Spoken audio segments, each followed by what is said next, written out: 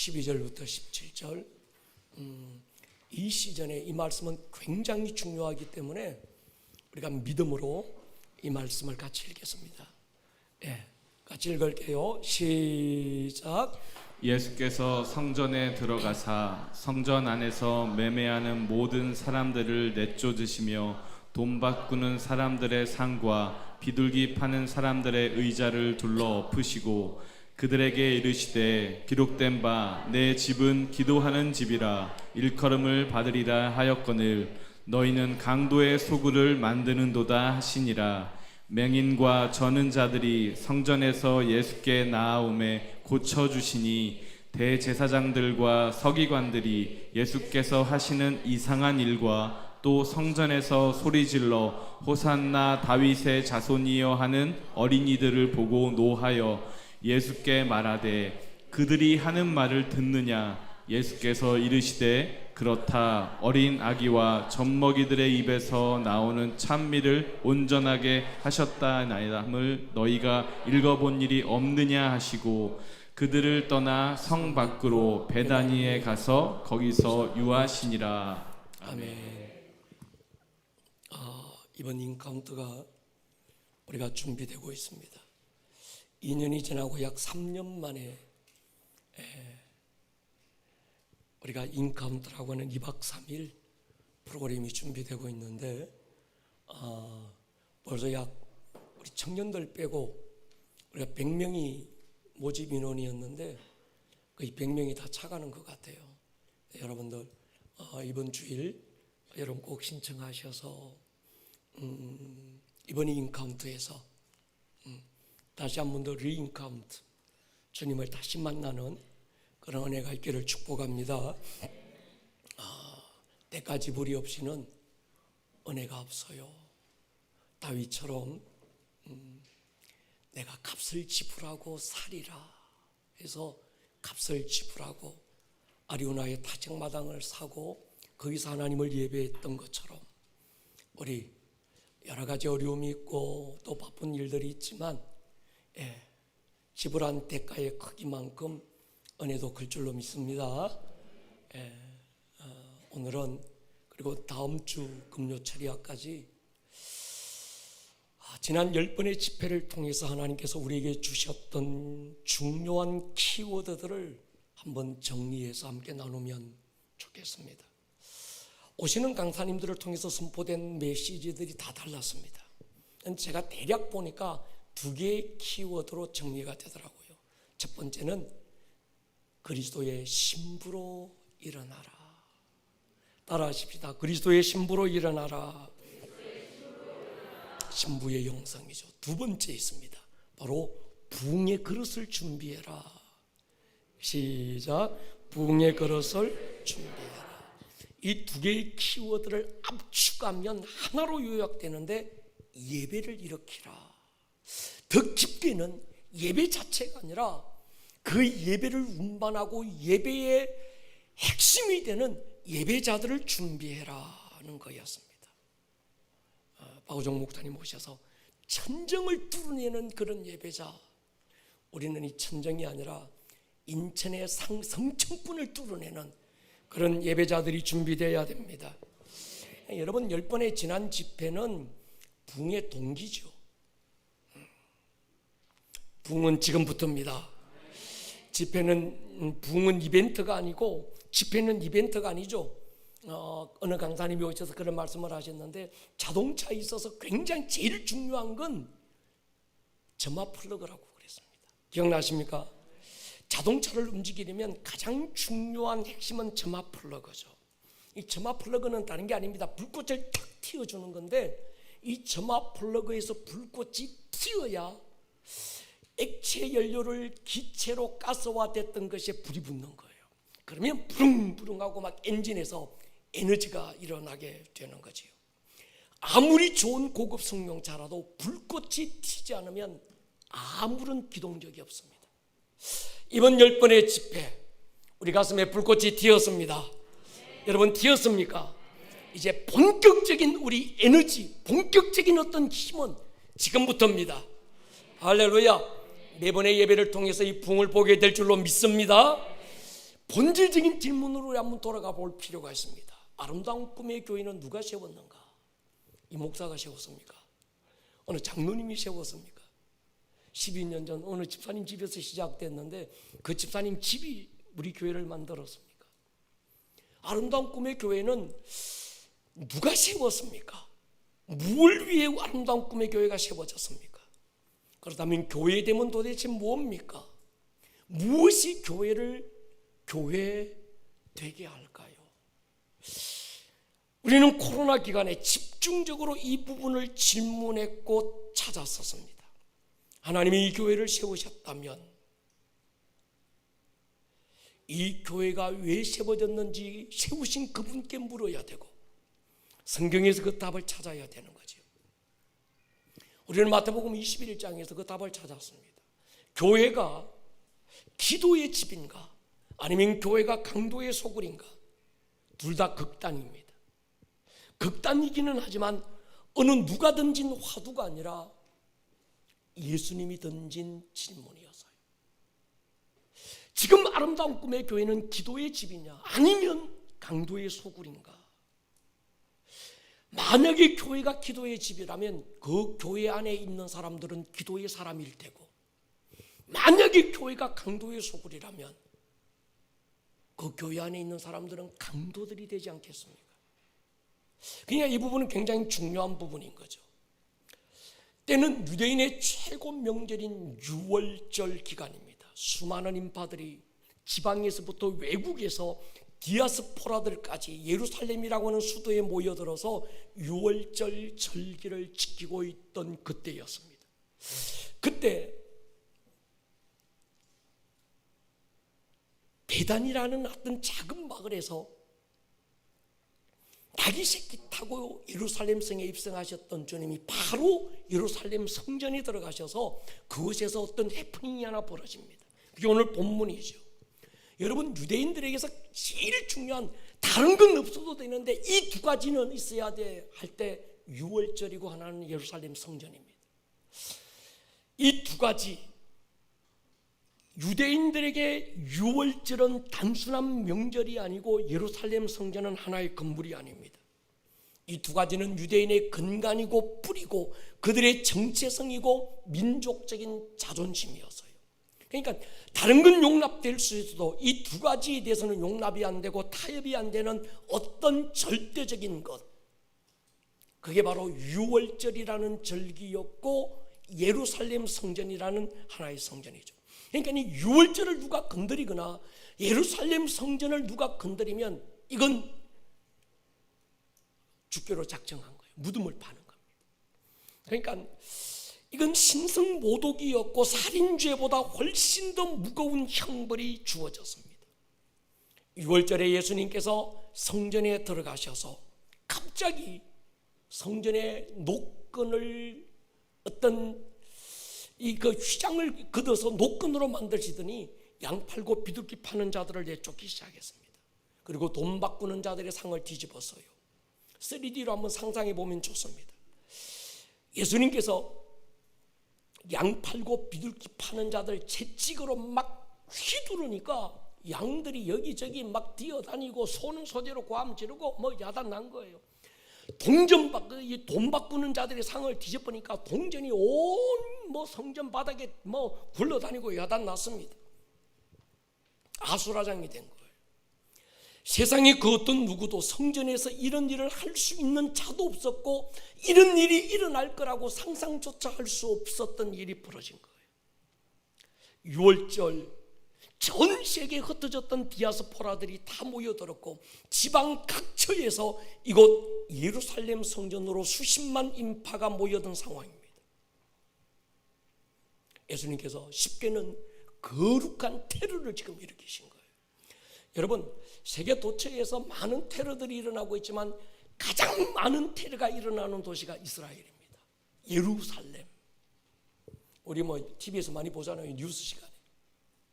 근데 제가 이스라엘 이번에 방문했을 때도 총기 사고가 막 일어나고 테러가 막 일어나는 상황을 저희들이 보았습니다. 근데 그 하루에도 여기 저기에서 막 테러가 일어나고 있는, 그래서 이스라엘에 가보면 군인들이 여자 군인들로 실탄을 가지고 다녀요. 총을 들고. 그들은 휴가 나올 때도 외출 나올 때도 총을 들고 실탄을 장전한 채 나옵니다. 그런데도 예루살렘 성전에 테러가 일어났다, 이건 없어요. 만약에 그 시온산에 있는 예루살렘 성전에 테러가 일어났다, 이건 제3차 대전이 벌어지는 겁니다. 모든 이슬람 아랍군들이 하나가 돼서 일어나고, 이건 뭐 감당할 수 없는 어떤 사건이 일어나는 거예요. 그래서 그 많은 테러들이 일어나고 있는 예루살렘 한복판, 그 예루살렘 성전에는 누구도 테러를 일으킬 수 없는 곳이 바로 예루살렘 성전입니다. 주님께서 지금 그 예루살렘 성전을 뒤집어 버렸어요. 거룩한 테러가 지금 일어나기 시작한 겁니다. 여러분, 이 사건은 주님께도 굉장히 중요한 일이고, 주님께 중요한 일이라면 우리에게 중요한 일입니다. 예수님은 십자가를 지고 위해서 이 땅에 오셨지만, 또 하나 그분이 이 땅에 오셔서 반드시 해야 되는 한 가지 일, 그것이 바로 오늘 본문에 이어서요. 교회를 교회되게 하는 일, 성전을 성전되게 하는 일. 우리 주님은 섬김받기 위해서 온 것이 아니라 섬기려고 오셨고, 그 섬김의 방법이 그저 뭐 발 한번 닦아주고 그저 뭐 등 두드려주는 이런 위로의 차원이 아니고, 자기 목숨을 많은 사람에게 대속물로 주는, 자기의 모든 것을 내어 주어서, 목숨까지라도 내어 주어서 우리를 섬기려 오신 그분, 그 섬김에는 두 가지가 있는데, 하나는 십자가 사건이고 하나는 성전을 성전되게 하는 일이었던 거예요. 그러니까 여러분, 이 예루살렘 성전을 뒤집어 보신 이 사건, 성경에 두 번 기록됩니다. 요한복음 2장에 그날도 6월절인데 예루살렘 성전에 오신 주님이 이 똑같은 일을 하세요. 그리고 하시는 말씀입니다. 너희가 이 성전을 헐어버려라. 내가 사흘 만에 다시 일으키겠다. 사람들이 물어요. 이 성전은 46년 동안에 걸쳐서 지었고 아직도 미완성된 상태고 앞으로도 지어져야 되는데 네가 3일 만에 어떻게 짓겠느냐. 사람들은 그 예수님이 말씀하신 성전이 무슨 뜻인지 몰랐는데, 십자가 사건 이후에 이것이 예수님의 성전된 자기 육체를 가리켜서 말씀하신 것이라 깨닫기 시작했던 겁니다.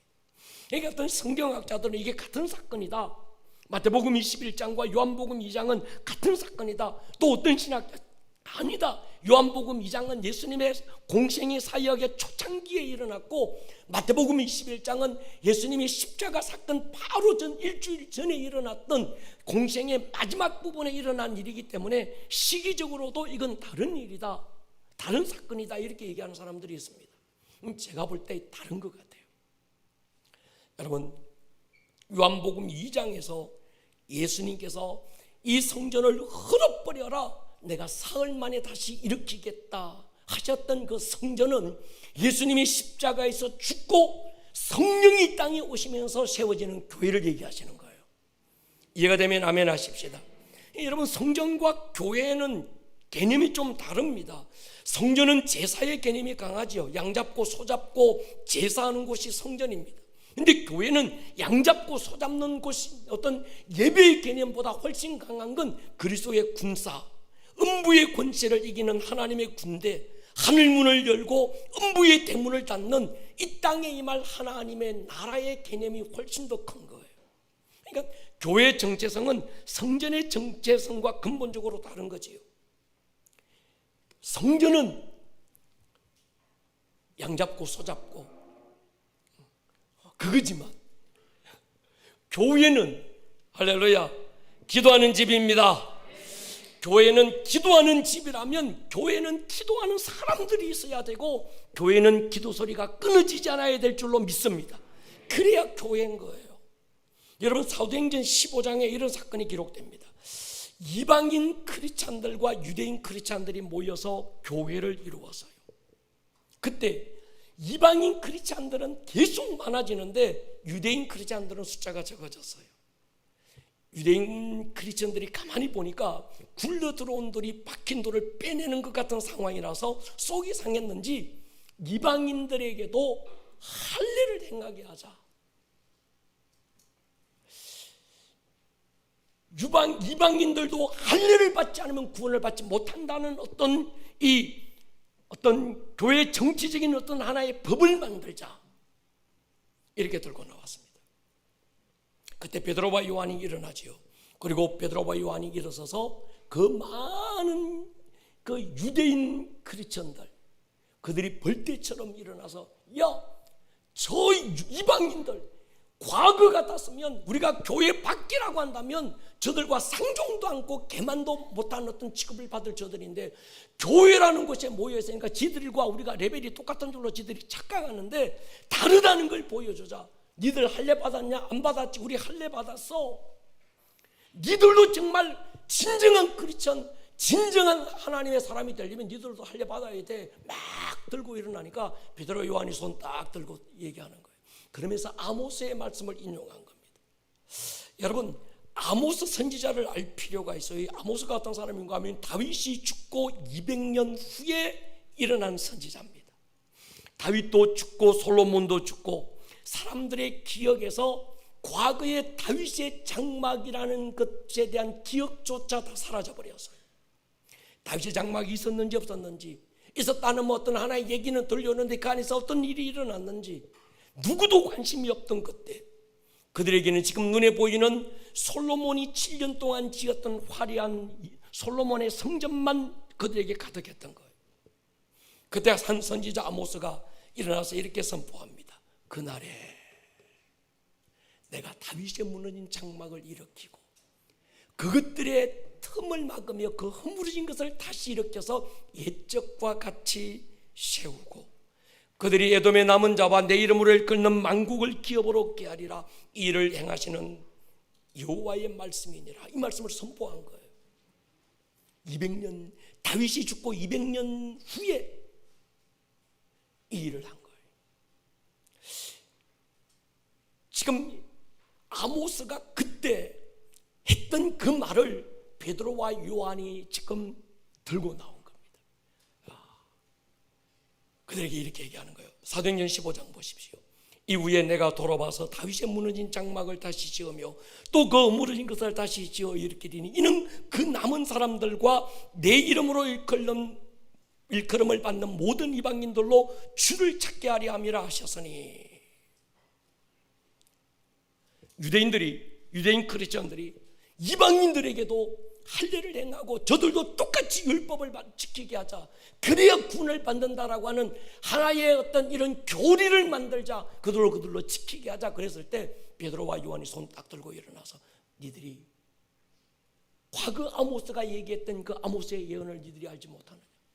내가 다시 어떤 날 아무개 때 원대 어느 날 내가 무너진 다윗의 장막을 내가 다시 지어 일으키고 그들의 무너진 곳 틈을 막고 허물어진 것을 내가 다시 일으키리라고 예언했던 그 예언을 이들이 알지 못하느냐? 지금이 바로 그때라는 거예요. 여러분, 교회는 바로 그런 곳이라는 겁니다.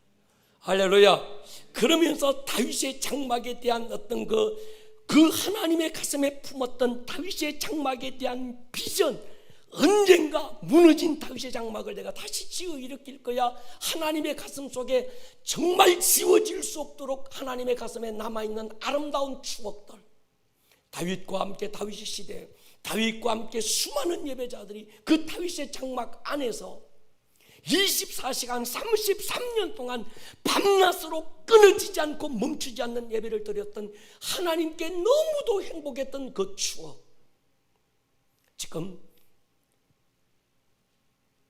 베드로와 요한이 그걸 다시 얘기하면서 교회는 바로 다윗의 장막이야.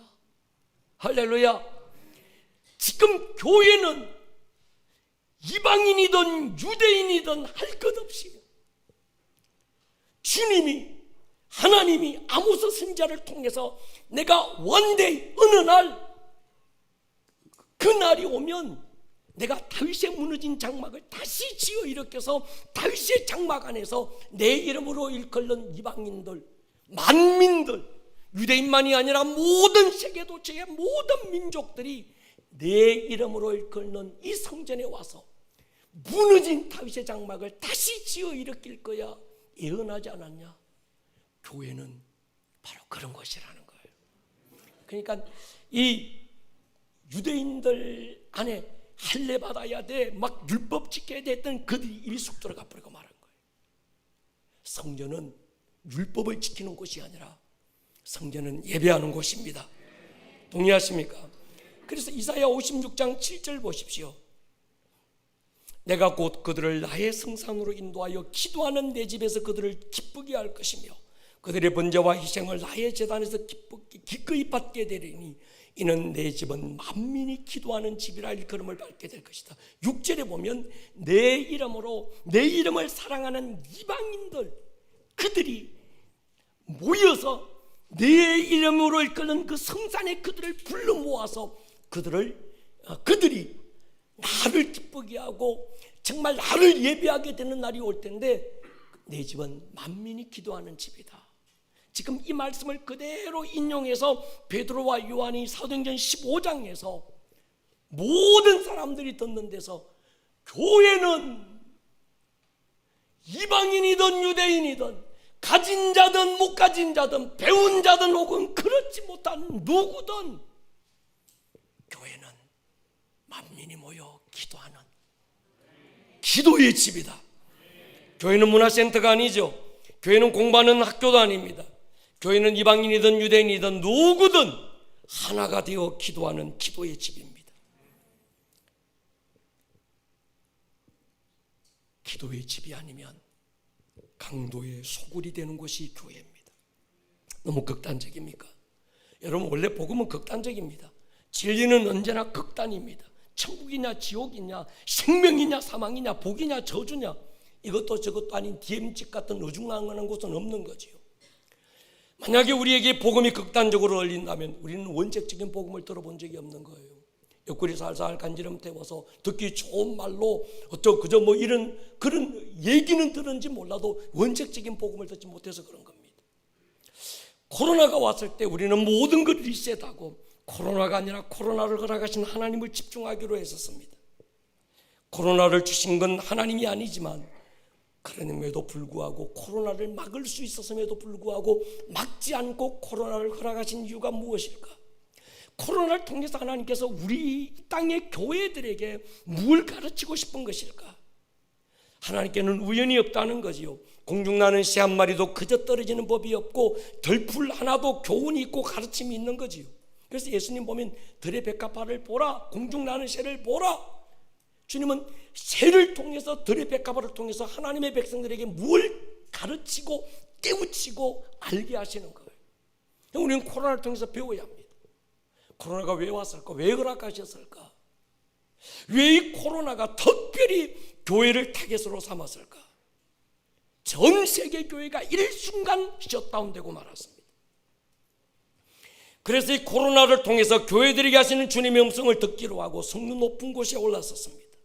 그때 제 귀에 들려온 주님의 음성이 마태복음 21장 오늘의 본문이고 요한복음 15장에 열매 없는 가지를 찍어내시는 주님의 가지치기라는 마음이 받아졌었어요. 쉽게는 교회 회복이죠. 생명 잃어버린 라오디게아 교회처럼 스스로는 부유하다고 말하지만 실제는 가난하고 스스로는 밝게 보고 있다고 말하는데 실제는 눈 멀고 아무것도 보지 못하는 마치 눈알 뽑힌 삼손처럼 이 땅의 교회들이 그렇게 무너지고 있는 그 모습을 주님이 보면서 이 코로나를 통해서 하나님께서 하시는 어떤 음성이 있었던 거예요. 음부의 권세에 이기라 세워진 교회가 음부의 권세 앞에 쪽팔림 당하고 있고 물로 포도주를 만들라 세워진 교회가 포도주를 물로 바꾸고 있는 이 안타까운 때 주님은 코로나를 통해서 이 땅의 교회들을 심판하고 버리는 것이 아니라 다시 원래 교회의 모습으로 회복되어서 거룩한 주님의 신부로 다시 일어나기를 원하셨습니다. 그래서 우리가 선포했던 말씀이 있어요. 나의 사랑, 나의 신부, 나의 아이야, 나의 친구야, 일어나라, 함께 가자. 비도 그쳤고 겨울이 지났다. 시즌이 바뀌었다. 할렐루야. 교회가 기도의 집이 될 때 주님의 신부로 단장이 될 것입니다. 세상 오물 다 빼고 기도와 예배로 다윗의 열쇠를 작동시켜서 음부의 대문은 닫고 하늘의 문을 여는 교회로 주님은 일으키고 싶어 하셨습니다. 그래서 이 마지막 때 우리는 부흥을 외치기 시작했습니다. 할렐루야. 이 부흥은, 엔타임의 부흥은 주님의 신부된 교회들을 통해서 일어날 것입니다. 지금은 교회들마다 예배 회복이 일어나야 될 때인 줄로 믿습니다. 우리에게는 또 한 번의 예배가 필요한 게 아닙니다. 하나님의 거룩한 임재가 있는 예배, 오늘 우리가 찬양했던 것처럼 하나님의 영광이 터지는 그런 예배, 단 한 번의 예배를 드리고도 세상을 이기고도 남는 하늘의 능력이 다운로드되는 그런 예배, 우리 주님 찢어진 성소 안으로 뛰어들어가서 그 지성소 안에서 하나님을 얼굴과 얼굴로 뵙는 그런 예배를 갈망하십시다. 우리는 성전들에 멈추면 안 됩니다. 여러분, 성전들이 잘못됐다는 게 아닙니다. 뜰 굉장히 중요하지요. 번제단에서 예수님의 보혈 바르고 뿌리는 일 왜 중요하지 않을까요? 씻고 태우고 정결케 하는 일 중요합니다. 그러나 그것이 전부여서는 안 되는 거지요. 주님은 그것에서 우리를 만나기 원치 않습니다. 주님 우리에게 말씀해요. 더 깊은 곳으로 오라. 우리가 에베소서를 통해서 기쁨의 시즌입니다. 기쁨으로 가십시다. 뜰을 지나십시다. 1복 2복 3복을 지나서 4복 5복으로 가십시다. 그걸 지나서 6, 7, 8복까지 들어가 보십시다. 우리는 선포에 섰습니다. 성소로 들어가셔야 합니다. 그곳 떡상에서 말씀을 레마로 받아야 합니다. 금등잔에서 우리의 기도를 담아야 합니다. 메노라 7 금초대 7영이신 성령님의 충만함을 받아야 될 줄로 믿습니다. 그럴 때 기도가 담기고 채워지고 그 메노라 7 금초대 이 촛대 안에서 하나님의 7영 성령님이 막 운행하시고 떡상에서 말씀이 우리 안에 레마로 풀어질 때 지성소의 문이 열릴 줄 믿습니다. 나의 사랑 나의 어여쁜 자야 일어나라 함께 가자. 바로 지성소지요. 어디로 우리를 데리고 갈까요? 아가서 1장 3절에 보면 왕의 침실로 우리를 데리고 가는 거예요. 그것이 지성소인 줄 믿습니다. 전에는 거울로 보는 것처럼 희미하게 보였지만 이제 그곳에서는 얼굴과 얼굴로 주를 보게 될 줄로 믿습니다. 우리는 그런 예배를 갈망해야 합니다. 동의하십니까? 지성소의 예배 말이죠. 뜰의 예배 말고 모이면 맨날 회개하라, 뭐 네 잘못했지 않냐 지적하고 뭐 고치고 바꾸고 맨날 태우고 싶고 거짓 하지 말고 우리는 성소로 들어가야 합니다. 할렐루야. 거기서 떡상 앞에서 말씀을 레마로 겸손하게 받고 금등잔에 우리의 기도를 가득 채우고, 할렐루야, 메노라 7 촛대에서 이 촛대 사이로 다니시는 그분을, 성령님을 우리가 만나야 될 줄로 믿습니다. 그런 예배, 지성소적인 예배 말이죠. 눈물로 주의 발을 적시고도 채워지지 않아서 자기의 옥합을 깨뜨리고 주의 발에 향유를 쏟아버린 마리아의 원띵의 예배. 아멘입니까?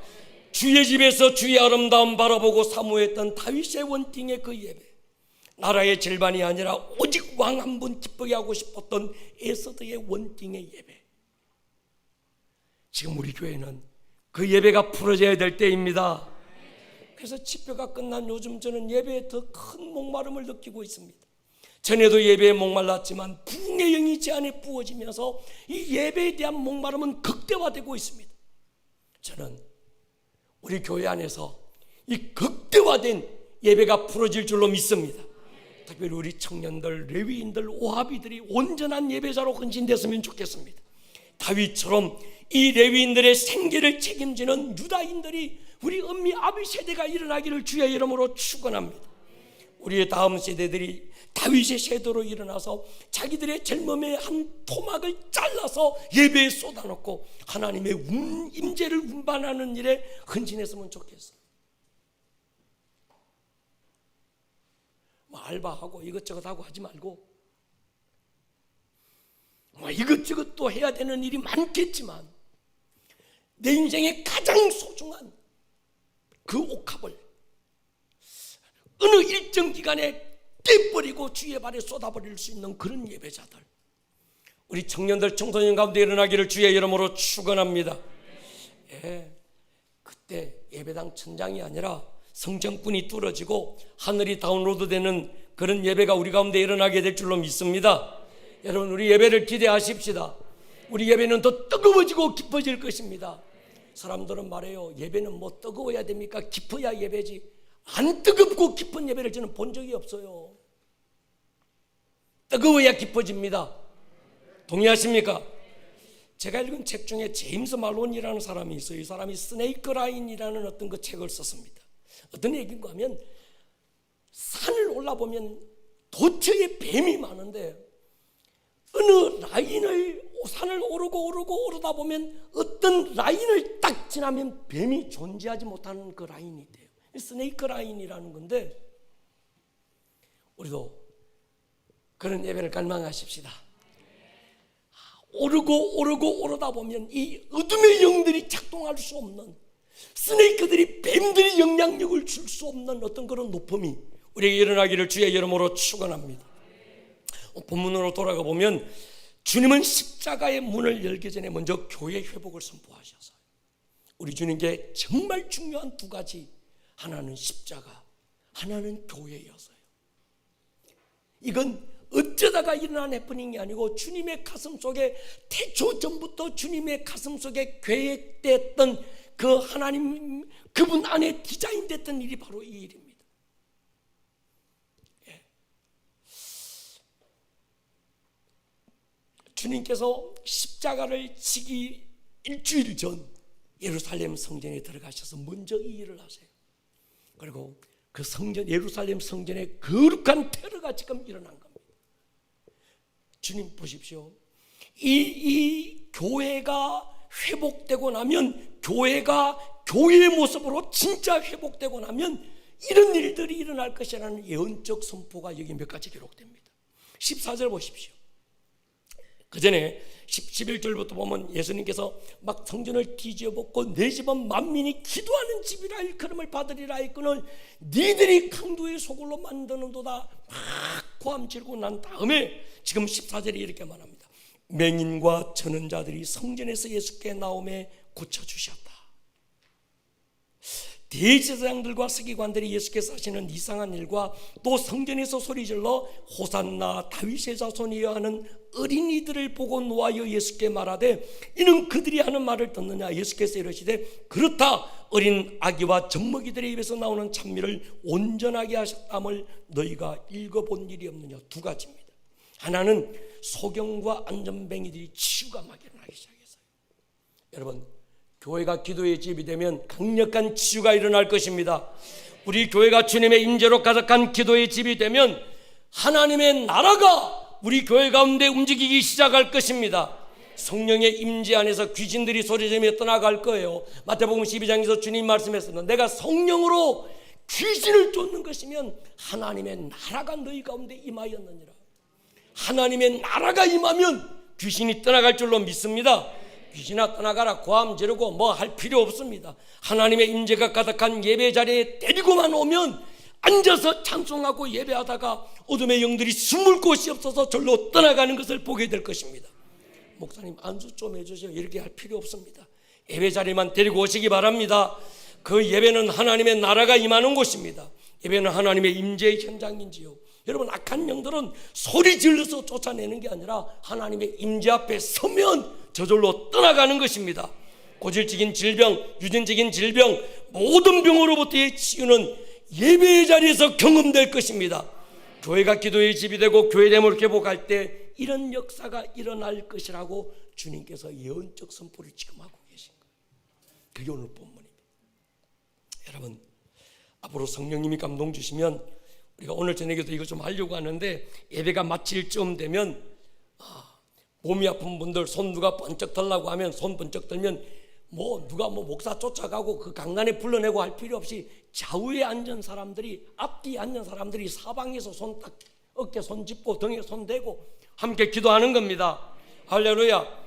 그럼 누구를 통해서 나타난지 모르잖아요. 귀신은 떠나갔고 병은 나았는데 앞 사람 손을 내서 하나님이 뭐 고치셨는지 뒷 사람 손 얹어서 고치는지 모르잖아. 할렐루야. 우리가 하는 일은 병든 자에게 손을 얹은 적 나을 것이다. 우리가 하는 일은 손 얹는 일이고 치유는 주님이 하실 것입니다. 우리는 예수의 이름으로 명령했을 뿐인데 우울의 영에 생포되고 잠 못 자고 불안과 두려움에 사로잡혀 있는 고통받는 분들, 그들 안에 어둠의 영들이 떠나갈 거예요. 그래서 뭐 목사님요 뭐 안수 한번 해주이소 그럴 필요 없습니다. 예. 자, 우리 기도하십시다. 그럴 때 앞뒤 사람 손 얹고 할렐루야, 옆 사람 손 잡고 주여 하고 기도할 때 원수가 떠나갈 것입니다.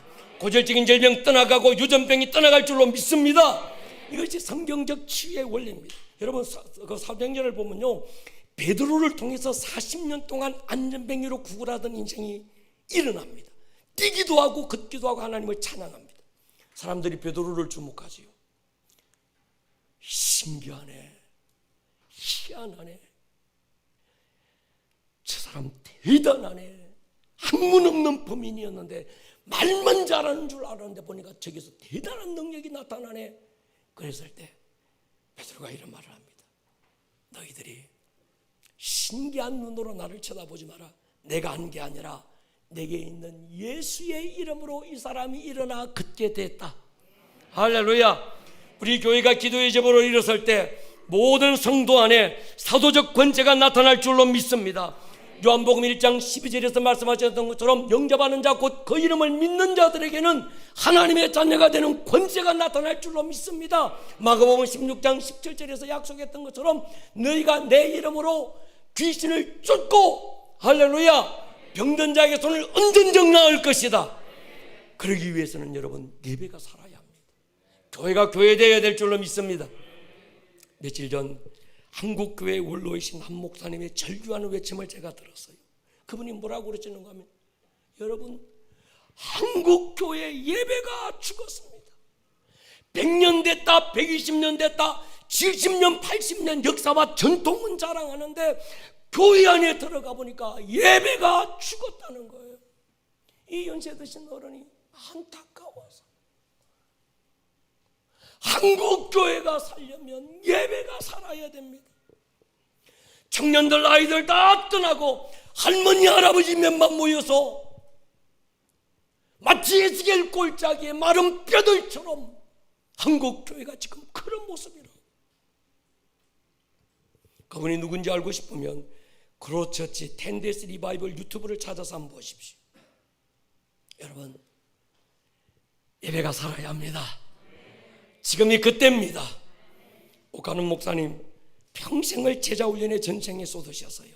그분의 제자도 모든 평신도 안에 감추어지고 묻혀버렸던 사도성을 다시 깨우자는 것이었습니다.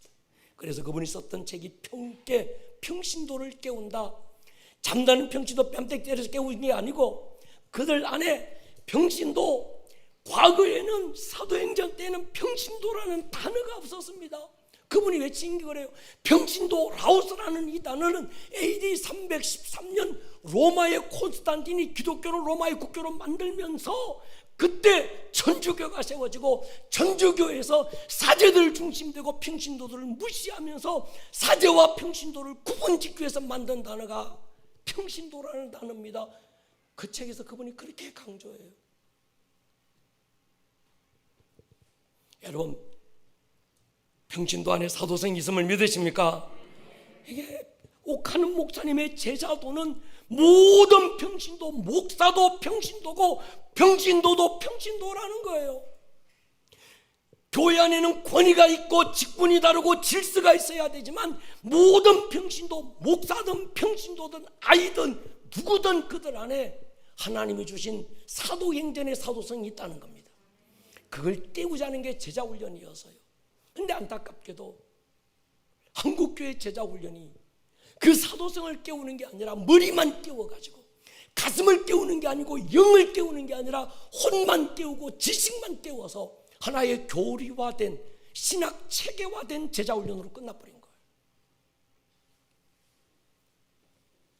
말씀 중심이라고 외치는데 마치 제자훈련하면 그것이 말씀 중심인 줄로 착각했습니다. 여러분 말씀 중심은 말씀 공부하고 티칭하는 게 아닙니다. 말씀을 경험하는 것입니다. 말씀이 살았고 운동력이 있고 병을 도려내고 어둠의 영들을 몰아내는 그 말씀을 경험하는 것이 말씀 중심인 줄로 확신합니다. 우리 교회 안에 이런 예배가 일어나기를 주의 이름으로 축원합니다. 두 번째 했지요. 예수님께서 이 마태복음 21장에서 성전을 정화시키고 내 집은 기도하는 집이다 선포하신 다음에 병든 자, 저는 자들, 문둥병자 막 이런데 치유되는 게 일어났고, 또 하나가 일어났는데 어린 아이들이 호산나 찬송하며 예배자로 일어나기 시작했습니다. 여러분, 지금까지 예루살렘 성전 안에서는요, 어린 아이들은 예루살렘 성전에 들어가기가 어려웠습니다. 그들이 성전에서 소리치고 찬양한다 있을 수 없는 일입니다. 여자와 아이들은 성전에 들어가도 뜰이 달라요. 여자들이 있는 뜰, 이방인의 뜰, 여인의 뜰, 애들 뜰, 애들은 성전에 들어오지도 못했어요. 그런데 예수님께서 예루살렘 성전을 주께서 회복하시고 난 다음에 어디서 뛰어들어왔는지, 정말 애들을 찾아볼 수 없는 그 성전에 아이들이 성전 안에 뛰어들어와서 호산나 다윗의 자손으로 오시는 이여 막 찬양하고 예배하기 시작했어요. 여러분, 호산나 이 말은 주여 구원하십시오. 요즘 말로 하면 마라나타 그런 뜻이죠. 시편 118편 25절에서 예배 때 사용됐던 용어가 이 호산나라는 단어입니다. 우리 교회 사무엘 보면요, 애들이 나는 걸어다니는 걸 본 적이 없어요. 산에 애들이 쫓아다니니까 여자애들도 얼마나 뛰어다닙니다. 뛰어다니도 그냥 안 뛰어다닙니다. 왜 그렇게 고함을 지르고 뛰어다니는지.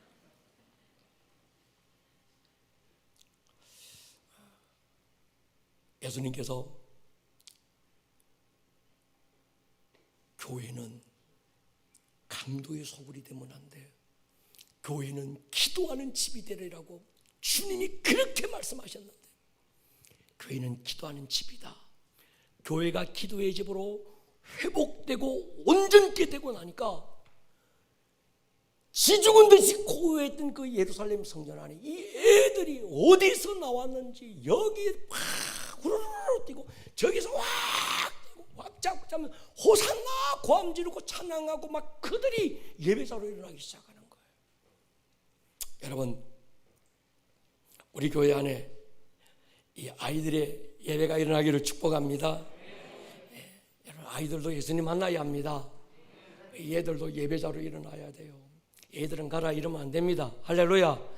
우리 교회는 예배가 살아난다고 할 때 다음 세대 예배가 살아나기를 축복합니다. 육으로 보니까 애지, 영으로 보면 어른이나 애나 똑같습니다. 육으로 보니까 내가 조금 나이 더 먹은 것 같고 연식이 오래된 것 같은데, 애들은요, 애들의 영이나 영으로 보면 똑같은 영입니다. 할렐루야. 여러분, 호산나 이건 누가 해야 되는가 하면 우리의 다음 세대 이 아이들이 거룩한 주님의 신부의 세대로 일어나기를 축복합니다. 마라나타, 호산나, 마라나타, 이건 주님 앞에 갈 때가 다 된 연세 드신 노인들이 앉아서 마라나타 이게 아니고, 이빨 빠져가지고 뭐 말도 잘 안 나오는데 마라나타 이게 아니고 애들이 마라나타 해야 합니다. 할렐루야. 제가 말씀드리지만 엔타임의 주역은 어른들이 아니라 우리 다음 세대인 줄로 믿습니다. 제가 기도하면서 하나님 엔타임 말하는데 엔타임의 진짜 주인공은 누굽니까? 물었을 때 하나님께서 오늘 본문을 말씀하시면서 성전에서 호산나 마라나타라고 부르짖는 사람들이 도대체 누구냐? 어린 아이와 젖먹이라는 거예요. 할렐루야. 여러분, 우리의 다음 세대 이 아이들이 엔타임의 주역 신부의 영성으로 일어나기를 주님의 이름으로 축원합니다. 마귀는요, 주님 때가 됐다는 걸 마귀가 더 잘 알아요. 자기 때가 임박했다, 주님의 때가 가까웠다는 걸 더 잘 알고, 이 마귀는 누구를 공격하는지 아십니까? 다음 세대를 공격해요. 출애굽기 보십시오. 니들만 가라. 바로가 뭐라 그럽니까? 어른들만 가라, 애들 놔두고 가라 그러잖아요. 마귀가 오늘도 이 짓 하고 있습니다. 우리 아이들 사상과 가치관을 무너뜨리고요, 영혼의 때를 망각시키게 만들고 하나님에 대한 감각을 무디게 만들어서 우리 아이들의 영혼을 사냥하고 있습니다. 지금 교회 안에 다음 세대가 초토화됐습니다. 우리 교회니까 애들이 지금 이 금요 철학 때 나와가지고 이 늦은 시간에 막 찬양하고 두 손 들고 예배하고 이러지, 다른 교회 가보십시오. 한국 교회 금요 체리하는 교회가 5%가 안 돼요. 5% 안에도요, 가보면 할머니 몇 명 앉아서 지금까지 이러고 있지, 여기에서 뭐 막 이러는 교회가 없다니까요. 할렐루야. 우리 교회 좋은 교회입니다. 동의하십니까? 예, 이 아이들이 이 철야 때 아멘 주 예수여 어서 오시옵소서. 할렐루야. 우리 청년들이 지금 어디 다 갔는지 내가 모르겠는데 하여튼 이 청년들이, 우리의 청소년들이, 우리 아이들이 아멘 주 예수여 어서 오시옵소서. 취업 안 되고 뭐 갈 데 없고 할 거 없으니까 주님 빨리 줬으면 좋겠다, 이게 아니고 우리 안에 일어나는 거룩한 신부의 영이, 신부의 기름이, 정말 그분을 사모하고 기다리는 그 갈망이 아멘 주 예수여 어서 오시옵소서. 할렐루야. 지난 제가 영국을 방문했을 때 소름 끼치도록 놀란 것이 이겁니다. 교회 앞마당에 딱 들어갔는데 제일 깜짝 놀란 게, 우리는 그런 거 없잖아요. 가는 교회들마다 마당 앞이 다 무덤이야, 공동묘지.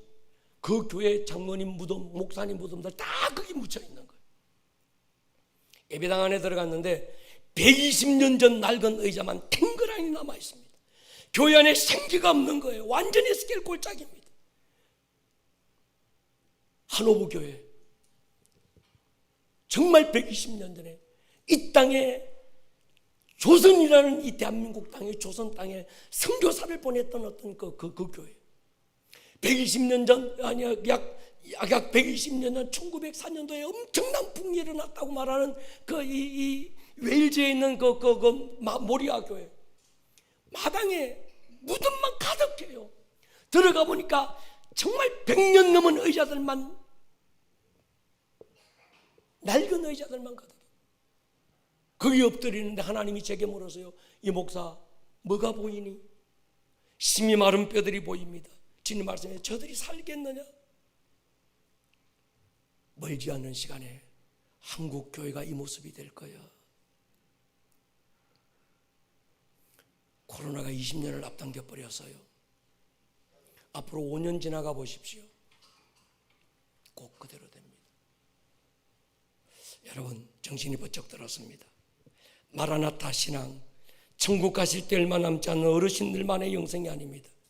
우리 아이들이 마라나타 주 예수여 어서 오시옵소서 이 노래 부르고 춤을 추며 호산나 하나님을 예배하는 일이 있기를 주의 이름으로 축원합니다. 제가 이스라엘을 다녀온 후에 그런 말씀드렸어요. 이스라엘에는 전 세계 선교사들이 다 모여 있더라고요. 거의 90%가 엔타임과 알리야 선교사들입니다. 그들을 보면서 느낀 것이 있어서 말씀을 드린 게 있어요. 엔타임과 알리야만큼 임팩트가 있고 자극적인 어떤 운동이 없다.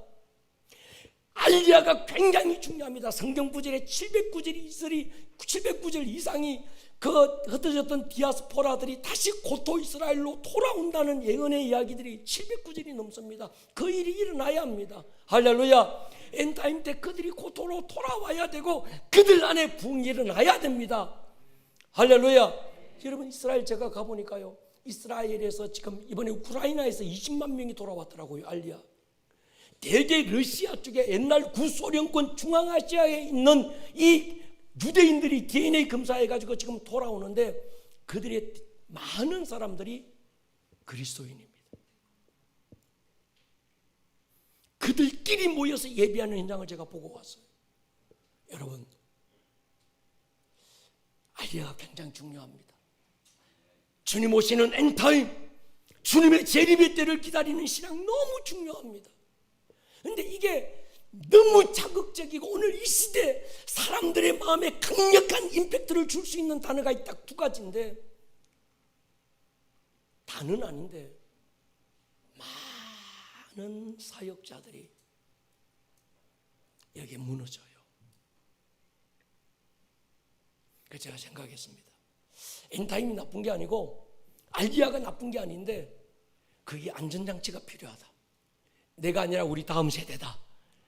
할렐루야. 그래야 엔타임을 외치고도 우리가 정말 안전할 수 있습니다. 할렐루야. 그래서 알리야 하면서 막 돈 받고 여기저기 막 비행기 띄우자, 전세기 띄우자, 막 돈 모으고 여기저기서 막, 제가 지난번에 저기 어디입니까? 저 캐나다의 어떤 한 분은 뭐 얼마였더라? 1,000억을 내놨대요. 1,000억을 알리야 한다고. 근데 그게 정말 그 일대로 그대로 잘 쓰임 받으면 얼마나 좋겠어. 엔타임 주님의 때가 가까웠다. 정말 우리가 주님 기다리자. 굉장히 중요한데 그것이 잘못 쓰여지는 거예요. 여러분, 우리는 우리 아이들이 거룩한 주님의 신부 세대로 일어나기를 축복합니다. 그렇게 축복하시다. 주님 틀림없이 오실 거예요. 여러분 믿습니까? 주님 틀림없이 오실 겁니다. 고토로 유대인들이 돌아와야 됩니다. 그러나 이 일의 주역은 우리 아이들은 화살이고 우리는 활입니다. 시편 127편에 그 전통의 화살이 가득한 자가 복이 있는데 활은 화살을 쏘는 거예요. 우리의 다음 세대를 쏘아서 그들이 날아가서 하나님의 어떤 최종 병기로 그들이 일하게 해야 합니다. 할렐루야. 그래서 교회 안에는 어른 세대들도 중요하지만 교회 안에 중요한 건 우리의 다음 세대의 아이들이라는 거예요. 우리 아이들 예배자로 살리십시다. 이 일이 우리 힘으로 안 됩니다. 먼저 교회가 교회로서의 모습이 회복되면, 교회가 기도하는 집이 되고 교회 안에서 강력한 예배가 일어나면 우리 다음 세대가 살아날 것입니다. 어린 아이들이 어디서 나왔는지, 잠잠했던 아이들의 그 입에서 호산나 마라나타 주님을 찬양하고 예배하는 그들의 예배자들이 우리 다음 세대로 일어나게 될 것입니다. 문제는 부모의 예배가 회복되는 게 중요합니다. 부모 기도가 회복되는 게 중요합니다. 우리 교회도 보십시오. 우리 아이들이 예배자로 살아나는 것 보면요, 자세히 보세요. 엄마 아빠가 예배자예요.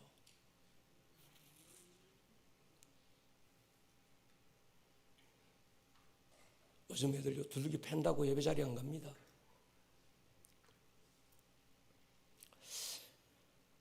만약에 부모가 예배자가 되면 예배하지 마라, 기도하지 마라, 교회 가지 마라 협박해도 이 애들은 죽어도 교회 가서 죽고 예배하고 죽을랍니다. 교회 올 줄로 믿습니다. 요즘 우리 사무엘 오합이 부모들이 제게 하는 얘기가 있어요. 목사님 우리 사무엘 이 애들 협박하는 협박이 뭔지 압니까? 애들 말 안 들으면 넌 내일 사무엘 학교 가지 마, 교회 가지 마, 그럼 말 잘 듣는데요. 이 애들에게서 제일 무서운 게 교회 안 가는 거예요. 할렐루야. 다른 교회 가보십시오. 제일 무서운 게 교회 가라는 거예요. 왜요? 우리 교회는 예배가 사는 거예요. 동의하십니까? 부모의 예배가 살고 부모의 기도가 살아나니까 교회 가지 마라가 제일 협박이 무서운 협박이 되고, 너 내일 교회 안 데리고 간다 이게 제일 무서운 형벌이 되고. 동의하십니까? 여러분 시편 8편 2절 보십시오. 주의 대적으로 말미암아 어린아이들과 젖먹이들의 입으로 권능을 세우시며 이는 원수들과 보복자들을 잠잠하게 하려 하심이니이다. 원수들과 보복자들의 입을 틀어막고 잠잠케 하는 힘이 어디서 나올까요?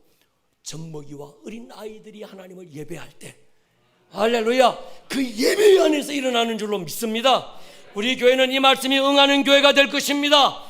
여러분들의 가정 안에 이 말씀이 성취되는 복이 있기를 축복합니다. 주여 원수들과 보복자들의 입을 내 자녀들의 입의 찬송을 통하여 틀어막아 주십시오. 오늘 이 시대 이 일은 다른 게 안 됩니다. 뭐 애들 서울대 나와가지고 되는 일도 아니고요, 스카이 나와가지고 되는 일 아닙니다. 동의하십니까? 저는 우리 아이들이 교회에서 춤추고 찬양하고 하나님을 예배하는 교회가 되기를 소원합니다. 아이들의 영이 살아야 되는데, 아이들의 영이 살려면 우리 부모들의 영이 살아야 됩니다. 할렐루야. 문제는 잘못된 부모 세대가 종교인이 되는 거지요. 종교의 영에 눌린 당시 종교인들 보십시오.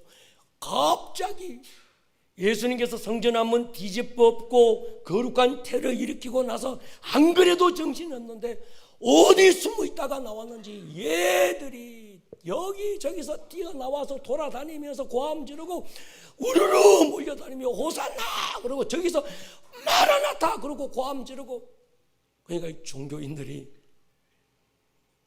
애들 내쫓아버린 거야. 자식들 놀라면 밖에 나가서 놀지, 거룩한 성전에서, 경건해야 되는 이 성전에서 애들이 뛰놀고 고함 지른다고 다 내쫓아버렸어. 여러분 오늘 이 시대 교회 다음 세대를 누가 내쫓은지 아십니까? 오늘 이 시대 종교에 찌든 자들이, 부모 세대가 내쫓은 거예요. 동의하십니까? 여러분 그러다 보니까 거룩한 성전이 강도의 소굴로 돌아가고 말았습니다. 주님이 그렇게 한번 뒤집어 보셨는데도 여전히 내쫓겼던 매매하는 자들 반치고 돈 바꾸는 자들이 반치고 목소리 큰 사람들이 교회에서 주인 노릇하고 결국은 교회가 강도의 소굴로 전락되고 말았어요. 여러분 오해하지 마십시오. 과거에 성전에 양 파는 자들 반드시 있어야 했습니다. 멀리서 예배하러 오는 자들 양 짊어지고 올 수도 없었고 끌고 올 수도 없었습니다. 그래서 성전에 양의 문이라는 문이 따로 있었어요. 외국인 디아스포라들 헌금하고 성전세 내려면 그들이 외국 돈 가지고 있었기 때문에 환전해주는 누군가가 반드시 있어야 했습니다. 돈 바꾸는 게 문제가 아니고 양 팔고 소 파는 어떤 그런 게 문제가 아니라는 겁니다. 오늘 교회 안에 이런저런 프로그램들이 잘못됐다 하지 말라는 얘기 아닙니다. 오늘 교회 안에 프로그램들 보십시오. 아버지 학교, 어머니 학교, 남편 학교, 아내 학교, 결혼 예비 학교, 신혼부부 학교, 무성구제, 무슨 밥 주는 사역들, 이런저런 사역들이 필요 없고 프로그램들이 잘못됐다는 말이 아닙니다. 본질을 잃어버린 거예요. 그거 하다 보니까 본질의 기도를 잃어버리고 프로그램 쫓다 보니까 문화센터도 아닌데 그거 하다 보니까 교회의 본질인 예배를 잃어버린 거예요. 여러분 제가 목회자니까 과거에는 기도원 가보면요 온갖 산상 기도 기도 모든 기도였어요. 요즘 기도원 가보면요 기도 프로그램 하나도 없습니다. 셀 무슨 무슨 G12 다 세미나예요. 교회 본질은 예배와 기도입니다. 비본질적인 것들이 살아나니까 자연스럽게 본질이 예배와 기도가 사라지고 있는 게 문제입니다. 그래서 다윗이 왕이 되고 처음으로 한 일이 하나님의 법궤를 다윗성으로 모셔오는 일이었어요. 엘리 때부터 50년, 사울 때부터 20년 헌괴짝 취급당하고 그래서 한 제사장의 집 한쪽 구석에 던져졌던 법궤가 드디어 다윗성으로 돌아오고 있습니다. 제사장의 두 아들 우사와 아요가 제사장이 되고 그들이 소가 모는 수레에 이 하나님의 언약궤를 싣고 카프레이드를 즐기다가 소가 뛰지요. 우사가 찢겨서 죽습니다. 왜 그랬을까? 우사는 지금 어떤 시즌인지 몰랐던 거예요. 이가 보땠던 하나님 엘리 제사장 때 엘리의 두 아들 홈리와 비나스가 블레셋과 전쟁하러 나갔다가 하나님의 언약궤를 들고 나갔다가 언약궤 뺏기고 전쟁에서 패하고 두 아들 죽고 그 소식 들었던 엘리 제사장 목이 부러져 죽으면서 비나스의 아내가 애 낳으면서 이가봇 하나님의 영광이 떠났다. 지금 이 시즌은 어디에도 하나님의 영광을 찾아볼 수 없는 시대가 됐다. 그 하나님의 영광이 다윗 한 사람 안에서 하나님의 영광의 회복에 대한 그 갈망 하나로 그 하나님의 이가 보땠던 하나님의 영광이 깨어나고 회복되고 있다는 그 시즌을 몰랐던 거예요. 50년 동안 자기 집에 있던 처박혀 있던 헌괴짝이 그대로 헌괴짝인 줄 알았어요. 그 위에 가서 뛰고 굴리고 낙사하고 장난치고 온갖 것 다 했는데 어릴 때부터 그런 시즌을 분별하지 못했습니다. 이방인들이 하던 습관대로 소가 무는 수레에 싣고 나오다가 찢겨서 죽어요. 여러분 우사의 영이 죽으면서 오베데돔의 집이 복을 받고 예배자 다윗이 살아났습니다. 예수님이 말씀하신 강도의 소굴 바로 이 우사의 영이에요. 교회 안에 우사의 영이 죽어야 합니다. 교회 안에 강도의 소굴이 다시 회복되어야 됩니다. 교회 안에 인본주의, 종교 혼합주의, 기복주의 기도하는 내용들 들어보면 신앙생활 하는 것 보면 본질은 잃어버리고 복발나를 하고 여러분 복은요 잘되고 잘되는 게 복이 아닙니다. 팔복이 복이에요. 산상수훈이 복입니다. 할렐루야. 이대로 안 됩니다. 코로나가 끝나면서 우리는 시즌을 분별해야 돼요. 10번의 집회가 끝나면서 우리 교회는 지금이 어떤 시즌인지 분별해야 합니다. 할렐루야. 코로나 끝났으면 마스크 벗고 옛날로 돌아가자 아닙니다. 이젠 돌아갈 수 없는 완전 새로운 시즌, 이가 보탰던 하나님의 영광이 우리 교회들마다 깨어나는 시즌이 될 줄로 믿습니다. 부흥의 시즌인 줄 믿습니다. 우리가 우사가 되면 찢겨져 죽는 수가 있어요. 우리 가문이 오베데돔의 가문이 되기를 주님의 이름으로 축원합니다. 우리 교회가 다윗의 집안이 되기를 주의 이름으로 축원합니다. 그래서 기도와 예배가 살아날 때 우리 교회 안에 하나님의 나라가 임하고 어둠의 영은 떠나가고 질병이 치유되고 다음 세대 아이들이 뭐라고 얘기하지 않았는데 이 아이들이 어디 숨어 있다가 어디 눌려 있다가 누가 뭐라고 안 해도 이 아이들이 이기 뛰고 저리 뛰고 예배당 안에서 뛰고 달리면서 호산나 마라나타 주 예수여 막 오시옵소서 막 고함 지르는 그들이 신부의 영으로 깨어난 그 예배 세대로 일어나게 될 줄로 믿습니다. 우리가 그 일 하십시다. 할렐루야. 머리를 한번 숙여 보십시다.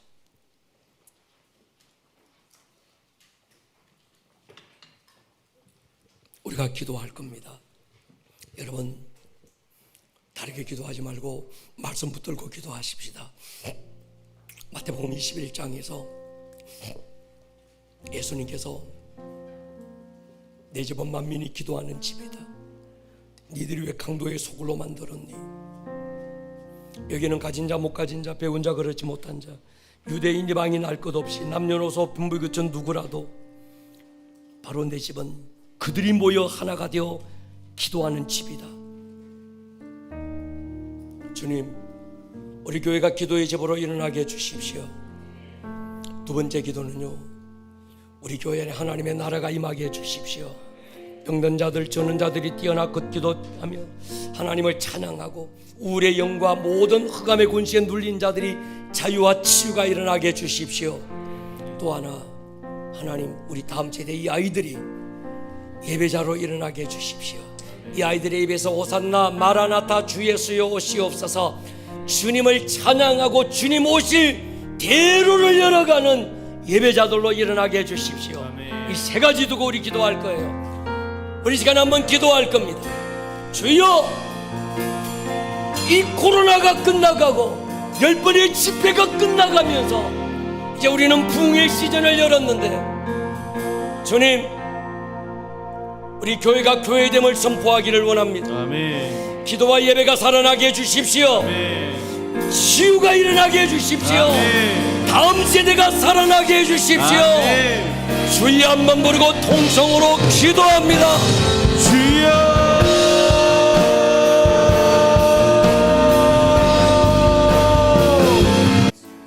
오늘 들었던 이 말씀이 듣는 말씀에서 끝나지 않고 여러분들의 삶에 살아내는 말씀으로 생명력 있는 말씀이 될 수 있기를 주님의 이름으로 다시 한번 축복합니다. 온 하늘